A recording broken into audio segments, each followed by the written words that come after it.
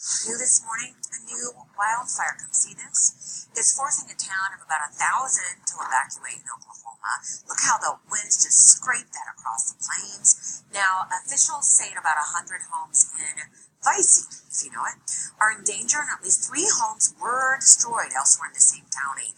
One fire has scorched a path already 16 miles long.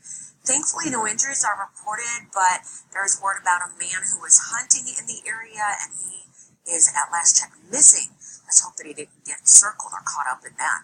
In neighboring Woodard County, 115,000 acres are now scorched. So that wind and the dry conditions on the ground, those have combined to be a problem. Yeah. Hi, PJ. He's in for Bob. It's great to see you. Thank you. But we also have talk of a blizzard. Yeah. And then, is it tornadic activity? Maybe we got don't that have as to well. count on that. Oh, hi. We've got it all today, absolutely.